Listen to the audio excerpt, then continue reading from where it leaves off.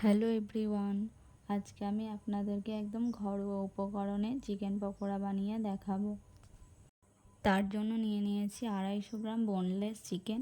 পিসগুলো আমি ছোট ছোট করে কেটে নিয়েছি।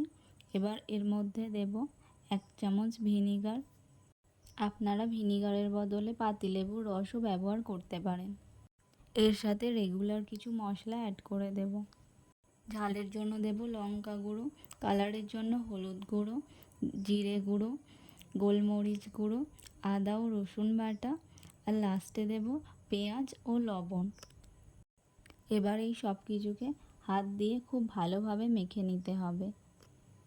এটা সুন্দরভাবে মেখে নিয়ে ফ্রিজে 30 থেকে 40 মিনিট মতো রেখে দেব। চিকেনটা একটু বেশিক্ষণ ম্যারিনেট করে রেখে দিলে ভাজার সময় পকোড়াগুলো সফট ও জুসি হবে। 30 থেকে 40 মিনিট পর এর মধ্যে দিয়ে দেব 2 চামচ কর্নফ্লাওয়ার আর দেব 2 চামচ বেসন। এবার একটা কড়াইয়ে দিয়ে দেব সাদা তেল। তেলটা গরম হতে থাক, ততক্ষণ কর্নফ্লাওয়ার আর বেসনটা চিকেনের সাথে ভালোভাবে মিশিয়ে নেব। চিকেনের গায়ে একটা হালকা কোটিংয়ের জন্য আমি অল্প বেসন ও কর্নফ্লাওয়ার ব্যবহার করেছি। কোটিংটা খুব ঘন হয়ে গেলে পকোড়াগুলো একদমই ক্রিস্পি হবে না এবং খেতেও ভালো লাগবে না। এবার তেলটা ভালোভাবে গরম করে নিয়ে পকোড়াগুলো একে একে সব তেলের মধ্যে দিয়ে দেব।